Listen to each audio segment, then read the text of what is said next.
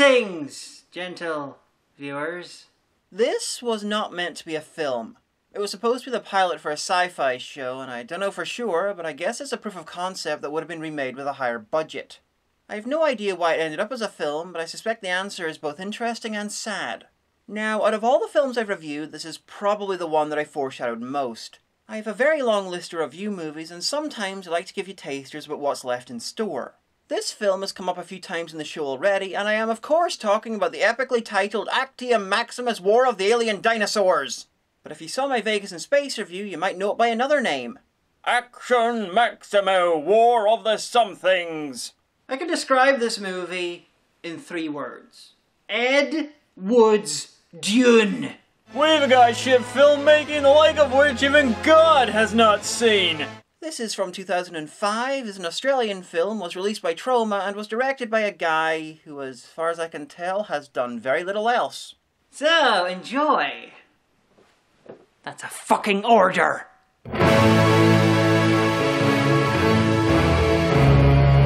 We open on the most realistic depiction of a model ever seen on screen, and a really long credit sequence. With music! Now please allow me to be nice. Don't worry, I'll be brief. The music is fucking great.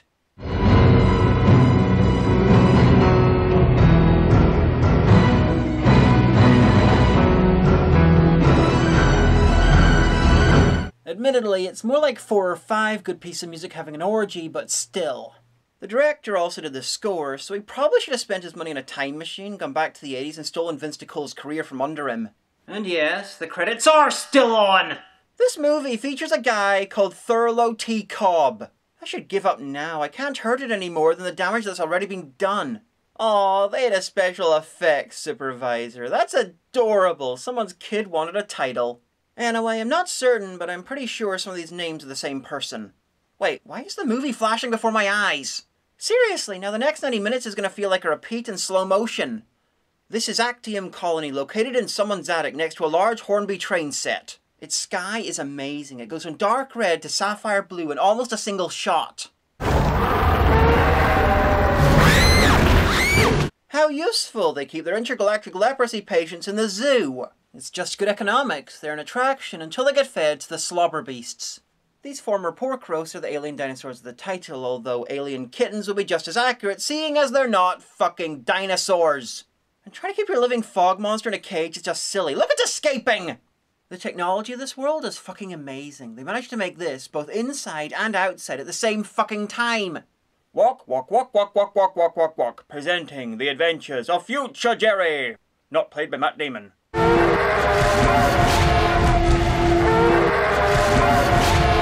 I not tell you to get that retro-sized bull into the female by the end of this week?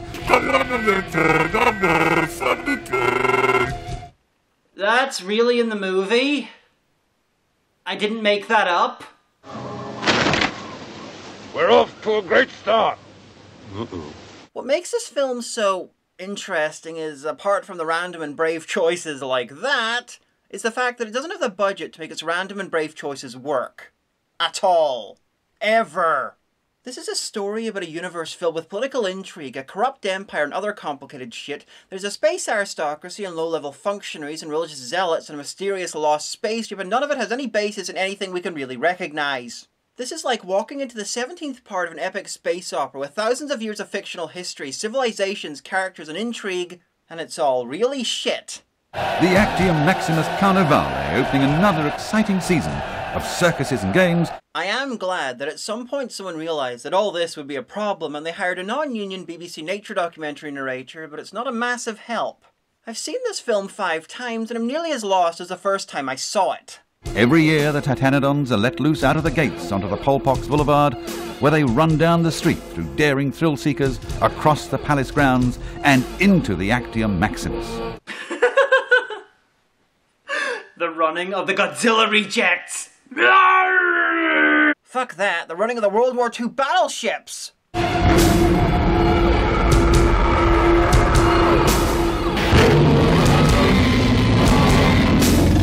Oh, fuck. That's what I get for going to see the fabled cardboard doors of Actium on the same day they release the glove puppets! Okay, that's like 5 layers of terrible special effects. They don't cancel each other out! And if you had people in front of the fucking ship, why did you green screen them in earlier? Did you only have shots of them running away? Effects-wise, everything is about as bad as the stuff you've been seeing, and if I point out every little thing, I'm going to be here all day and most of tomorrow. So I'm only going to bring up the most ridiculous shit from here on. Well, that didn't take long. Jesus fucking know you did this by copying the footage, but how the fucking universe did they do this? You can clone a monster or you can force it to copy another half a second later, but you can't do both! It's just silly!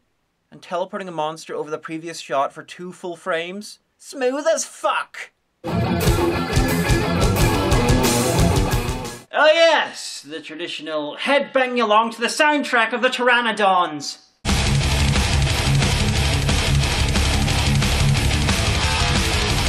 Now it looks like they're running into a teleporter that's sending them back to the other side of the shot and mutating them horribly. This year, the Carnivale only claimed 127 lives of partying colonists. Now on to today's headlines.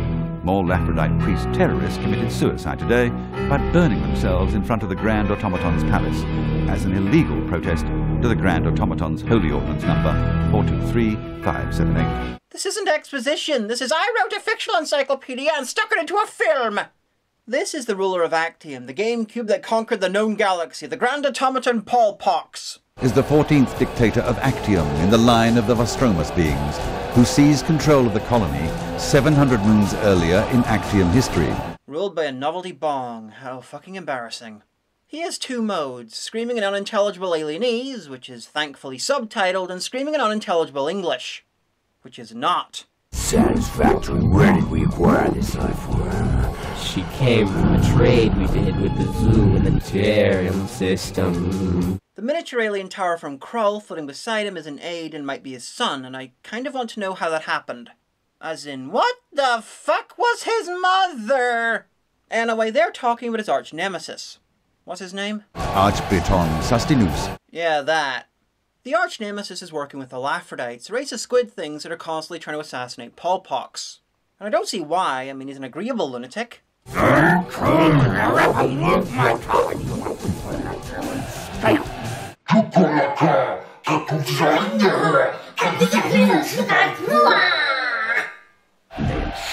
the priest to fire in some kind of blasphemous barbaric ritual right in front of the Holy Palace. I always wondered what 70s Doctor Who would have been like if the BBC was made out of drugs. Anyway, desperate times call for desperate and squid-murdering measures. All Laphrodites are to be rounded up and assigned an aggregate number. Laphrodites are to have their number attached to their existence at all times. I'd call that an unsubtle Holocaust reference, but it's really hard to understand what he's talking about, so... accidental subtlety? Relocation program will be disguised as an attempt to help the firmament land. Since this is essentially the same Holy Ordnance you issued last moon, should I record it as an amendment to Holy Ordnance 432-679? Silence! Ah, yes, the universe-renowned red fabric sky of Actium. Beautiful and presenting. Actium Maximus, music video of the moistened puppets hobbling at each other.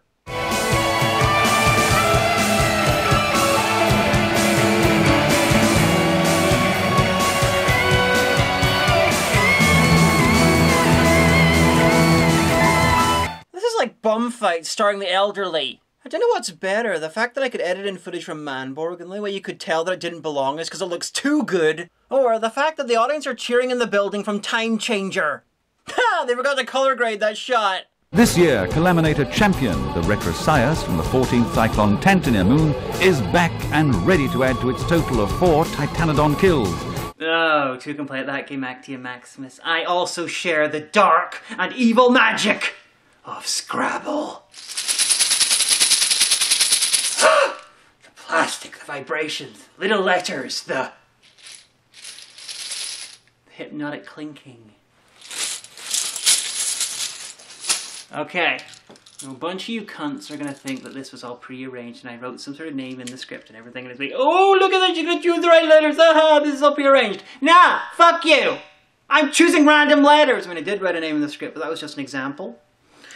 So I'm choosing a bunch of random letters, and I will create Actium Maximus style names out of it, and then I will name minions after it, and then they will fucking fight for my pleasure! And for your amusement too, but that's really like... it's not the main reason for it. Anyway! I... B... Q... L... N... Ibkin! The Dauntless shall face off against... U... D... O... Udo. Holy shit, that's half the letters of Udoker's name. C... N... Udkin! The Indeterminate! Am I the one I can't pronounce? I really don't care. Oh. Blah, blah, blah. Obvious post-production narration made up of stats that no one gives a shit about, and I hope the fuck we're ad-libbed. Just kill each other. What? Stop that. Stop that. Here I am, minion with a brain the size of planets. Ow.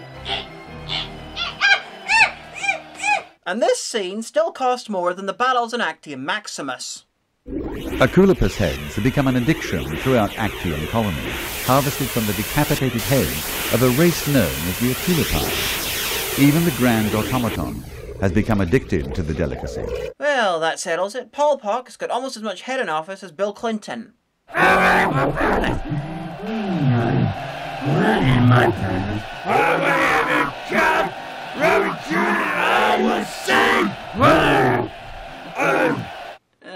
the subtitles gave up. That's a good sign. Do we need so many close-ups of Paul Pox? I mean, he is the best looking thing in the movie, but the close-ups make him look as shit as everything else. Don't Don't know about you, but I want a Grand Automaton Paul Pox t-shirt. I'd be a hipster and only wear it ironically, though. He's an embarrassment to deranged inbred silicon-based dictators everywhere. And that's hard. Those guys can be real fucking assholes. Over at the zoo, the Jedi are on display for some reason, and I'm guessing the actors got bonuses based on how many bullshit sci-fi words they managed to stick in each line. You only harvested 2 pearls from Desseron 43? We'll add some of that VZ938 formula that came from Polpox's Cyclone Atelier to its rations. I don't know what this guy's saying, but he means it. Anyway, future Jerry walks to Paul Pox and is given a dangerous mission. To leave Actium, planet of recursive fucking green screen, and walk on an alien planet. And while walking, try to catch some new puppets. And if you can't catch them, just make a few out of some socks and tape. Aw, shit, so many things to choose from. Let's watch Ang Lee's Hulk. Aw, shit, not more Actium Maximus.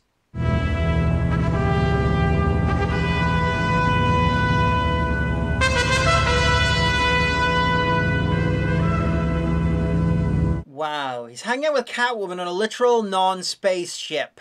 Oh, thank fuck these in green screens for the close-ups. I was worried there for a moment. So, who the fuck is she? Will we ever find out? No? Okay, I'll just assume that no woman will be involved in this film and she's stop motion. This looks like something.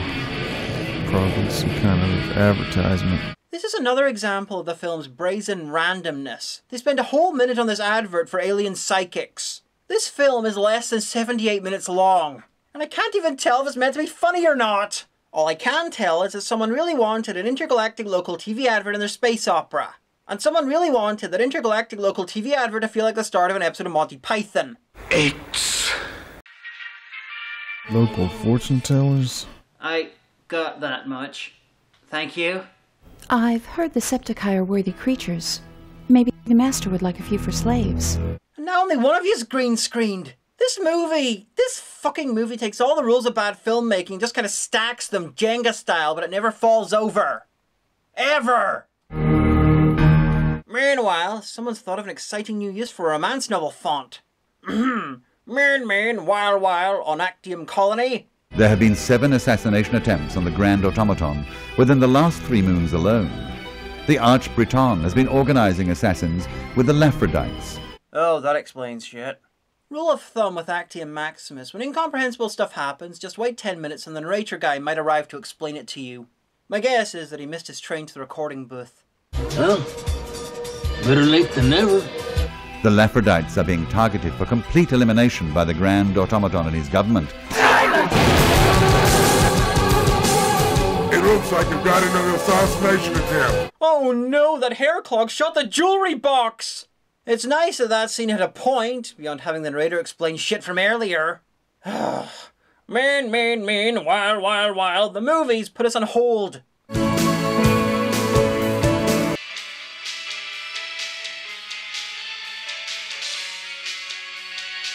And then we find out that the plot of the Stolen Earth is going on. Either that, or the planet's designer doesn't understand how gravity involving planets works. Also, the guide is a walking labia. Hey look, Fog Monster escaped the zoo and stowed away in their ship! So they walk 500 miles, and then they walk 500 more, and come across this! Whatever the fuck this is! A waterless coral range or leftover takeaway! You decide! Oh no, it's definitely takeaway. Look at the bones. Hey, Actium Maximus, does every planet randomly shift between red and blue skies, or just the ones you're showing us? Do you have any live Craytexes for sale at the bazaar?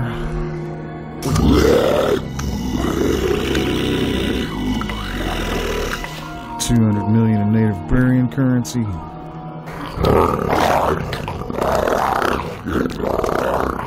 Meanwhile, back on Actium, Polpox grows furious. Mean, wild, wild, wild, wild. In the compound, the bookcase is furious that the cops tried to assassinate him. But my lord, we can't destroy all the cups. What will the humans drink out of? But that's not physically possible, my lord. Well, yes, I suppose they could drink out of each other. However, the chair's bid for power will not go unopposed. Now,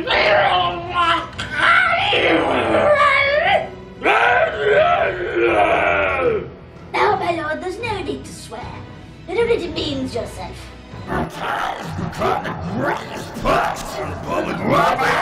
Well, yes, Jeremy Clarkson is a piece of shit.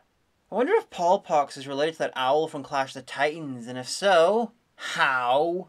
So Polpox discusses the location of the Laphrodites, the guys who turn a Holocaust, when the far more pressing matter of why exactly this waterfall freezes and unfreezes between shots is ignored. I mean, waterfall, no waterfall, waterfall, no waterfall. And it's not helped by how the cavern rearranges itself every 4.5 seconds like that was a fucking cause! Hey look, they escaped the green screen! Don't worry, I'm sure it'll be replaced by a completely different looking green screen in moments. I'm happy they decided to bring Fog Monster with them. He just wants to be accepted as an equal, you know? And holy fuck, did they shoot that shot with bifocals? Fog Monster! You're home! Mom? Mom? Son? I've missed you so much! What is it? A touching family reunion.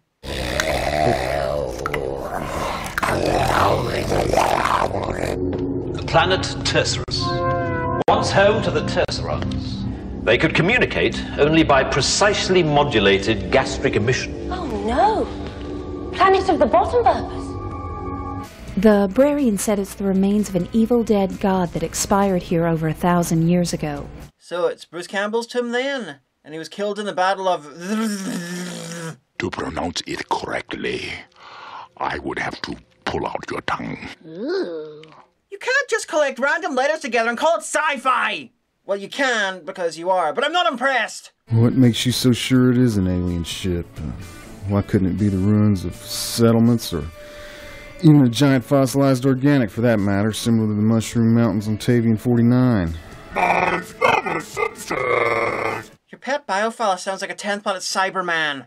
So they investigate inside the ship and discover that it's identical to their own ship, just with the lights out and covered in more fake plants. Don't worry, guys. You'll be out of the darkness and into a well-lit green screen before you know it. Well, not that well lit. Oh, fuck, the title from the thing is trying to form in the corner! Hey, I think I found something down here. The ancients called it a computor. I think it's generating about 30% of the ship's backgrounds. I think it's possible any data could be retrieved from what's left of that. Yep. Chicken.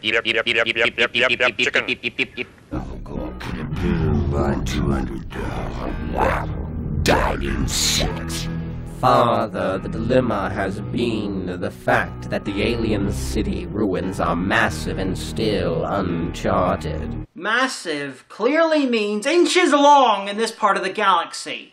Wait, you have a huge unexplored fucking ancient ruin right next to your capital city? I really hope your definition of ancient is as fucked as your scale of size. Pol Pox's Terraton brigades have hunted the Arch-Breton and his guerrilla army for the last 7 years. The Breton? So his nemesis is now a North French separatist? One of their favoured tactics is to lure Pol Pox's brigades into certain areas that are then sealed off and flooded with accelerated plague pellets or blitzklon vapour. This film comes across like someone took every sci-fi writer in history, ground them up, left them in the sun for a few months, and then sifted through for the pus, which was then used to breed this script. And by the way, in case you missed it, these ruins which I said are near Actium Colony are near Actium Colony, on the planet Actium, location of the Actium Maximus, where Actium Maximus, War of the Alien Dinosaurs is set. Now this planet isn't Actium, but it could be if they renamed it to keep things simple. Actium, Actium, Actium, Actium, Actium, Actium, Actium! What is it transmitting? The musk of Nai will tarry the mountain of Luraquad, and the Rididad of Tai will bury the Tinidad with the key of Trinion. What the fuck is going on? What the fuck are they pumping into the air here? It's like they're harvesting midichlorians from clone babies or something. And what's a Trinidad? Can I eat it? They decide that whatever the fuck she's talking about is a riddle wrapped in a mystery inside Enigma hidden inside a map to the Fountain of Youth. And the aliens in the ship were after it. Every race has its legends and fables about a miracle drug or a fountain of youth or a lost golden city. Yes, but obviously this race was convinced it existed because they traveled a great distance and expended a vast sum of money to find it. So, I spent a fuckload of time and money searching for Eldorado 2, and it's still where I left it. So Pol Pox has a broadcast, crappy effects, check. Whining about assassination attempts, check. Insulting Laphrodites, check. Pointing out the Laphrodites sounds like someone who finds being intersex to be hilarious. No check. Oh, it turns out that Pol Pox can't be harmed by organic weapons. You can tell the citizens cannot be killed by any organic weapons.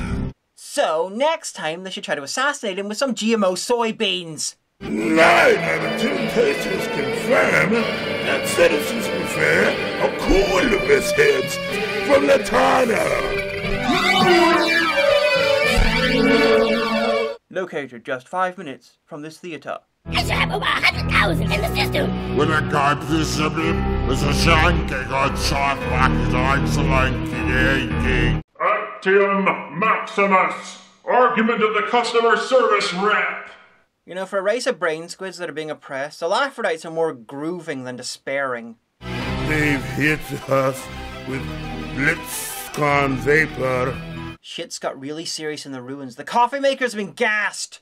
These are Pol Pox's forces sent to kill the Arch-Breton and the Laphrodites, and apparently they weren't gas-proof. Pol Pox is not pleased. You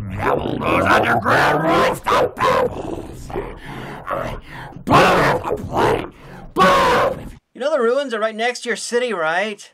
Actually, don't answer that. It is now time for the primary worship period. Blessed be our grand automaton Pol Pox XIV.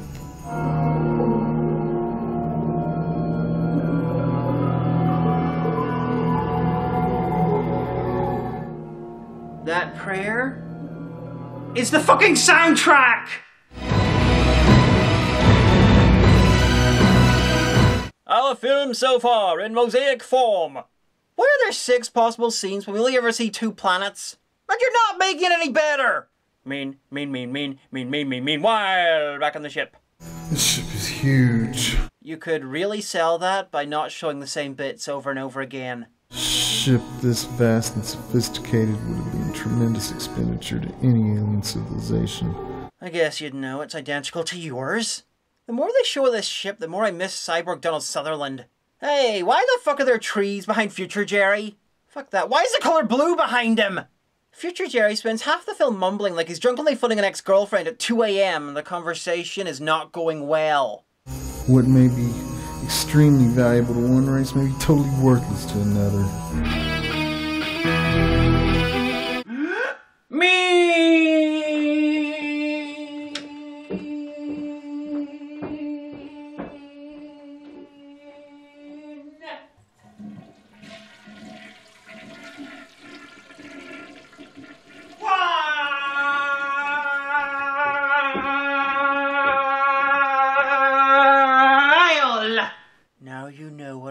like every 3.5 minutes. Meanwhile! And the toilet was symbolic. We're well into the third act, and how better to celebrate than another musical tour of the Actium model? What, you want the story to stop meandering and do something? Oh, you poor naive dear. March Baton is planning a self-revocating bombing at the Actium Maximus Carnivale. Those words make no fucking sense in that or any other order. It is anticipated that at least 15 self-revocating bombers will be present. In space, everyone can hear you pronounce the second B in bombers. And by everyone I meant the audience. When did a race of stalactites take over the laser tag facility? You know, this fabled war of the alien dinosaurs would be much more impressive if the models could actually touch each other! Actium Maximus, green screen of the intangible fallopian tube beasts!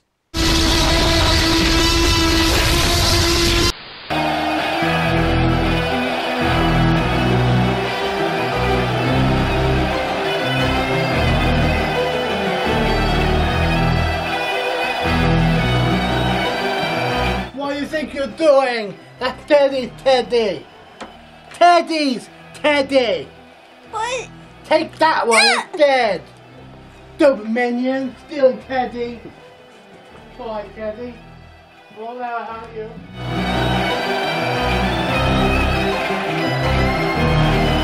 You might think it's unnecessary to have a plushy fight with music borrowed from the film after the Minions earlier, but having redundant fights that serve no purpose and use the same music as parody so close to this film that it's nearly indistinguishable from it. Please, kill me! Kill me! It's supposed to look like I'm eating another, but my face is melting! I don't know about you, but I would have loved to see the meeting where they decided that since they're 15 minutes from the end, this is the perfect time to have a 4-minute scene of monsters fighting. A scene that, like the monsters in it, is pretty much a clone from shit earlier on. So are you interested in learning about the problems and trying to make their champion monster? Its value has quintupled since its arrival, but it still refuses to mate with the females. Well, fuck you, I'm not. Meanwhile, nothing is going on. Anywhere in the universe. At least Fog Monster's here. Every time I see him, I know things are gonna be okay. And a slow-motion waterfall? The film needed to be even longer! Unconvinced that the alien riddle really contains a map for a lost treasure, Exezen temporarily abandons his plan to explore the alien riddle, for Talis believes may be a lost alien treasure. I feel like this film is raping my brain! So they spend half the film investigating a mystery alien ship god thing, and 8 minutes from the end decide, fuck it, I'm gonna do what I was paid to do in the first place and find some alien dinosaurs to join in the war. Oh, and good work's getting ahead, Fog Monster. Someone's doing their job. And future Jerry, you're walking like John Wayne on mescaline. Stop it! What the fuck is that blue thing on the side of the shot? They're walking right at it! Oh no, it's probably not meant to be there. I'm sorry, but with this film you can't tell what's a fuck-up and what's deliberate. What is that? 1. You only just noticed it? 2. You're dramatically looking the wrong way to see it. Oh no, it can teleport. And 3. There is no 3. Kill them, distended hernia mushroom! Stuck in a saliva patch! Trapped laid by the creature's venom! If only we were paid to capture large alien creatures and had a reputation as the galaxy's best large alien creature captors and brought specialist equipment for subduing said large alien creatures with us! Distended hernia mushroom, eat rocks! Distended hernia mushroom, not too bright. This whole sequence looks several hundred times more like they're dancing than fighting. Con los terroristas! Do the Harlem Shake.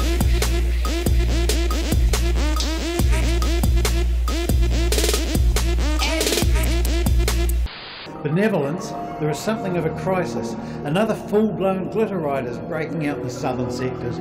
Shall I roll in the shock armor? No need for that. The best way to calm down a glitter ride is to give the crowd copies of Vegas in Space. Anyway, this is the end, and what's the amazing twist? That Paul Pox is going to bed. Who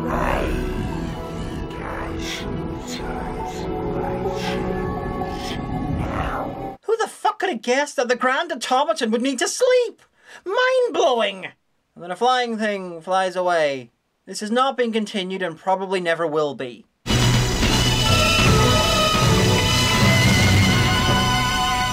let's be honest here, the music is a mite too triumphant. This isn't just Ed Wood's Dune. It's also got some of the flaws of Star Wars Episode 1, Prometheus and the Room all jammed together with some flaws that are almost unique to this film. It had no viewpoint characters to introduce us to the world. The subtitles had a tendency to only appear when you could understand what the characters were saying. You'd need to check the fictional Actium Maximus fan wiki on average every 48 seconds for the film to make sense, and the film's B-plot was mostly made up of a red herring that went exactly nowhere. Note to self, only review Australian films directed by Brian Trenchard Smith! Let me just go back over the events of the film. Paul Pox has a problem with rebels and enjoys seeing puppets fight. He sends some operatives on a mission that they pretty much ignore. Cut back and forth between them for 80 minutes. The end, promise of sequel. And you don't want to know how many times I had to watch this to get that much!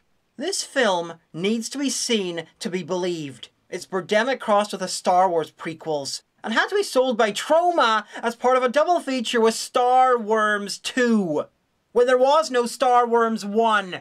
The thinking went something like this. No one would ever watch Star Worms, but if you pretend like it's a sequel, that would mean the non-existent original Star Worms must have been good because it got a sequel, so people would watch Star Worms 2, so let's stick it on a disc with Actium Maximus! But I can think of good things about Actium. The music is great, though repetitive, and the universe created in the film is imaginative as all fuck. At least the stuff I understood. I just wish Mark Hicks had managed to bring it to life through books or something, and with heavy use of a ghostwriter. Mark Hicks, I salute you for your noble failure. I'm Demanda Hagan! I live with that every day.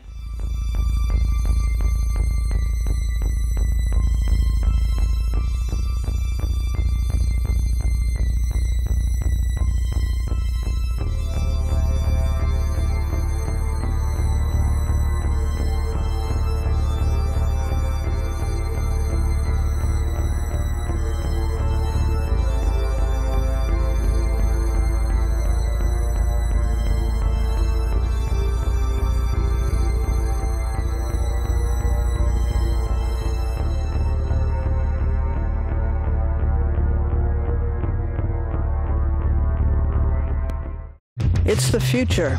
Sugar is outlawed. The powermongers of the earth control the flow of the beautiful white gold as it passes through their sticky fingers.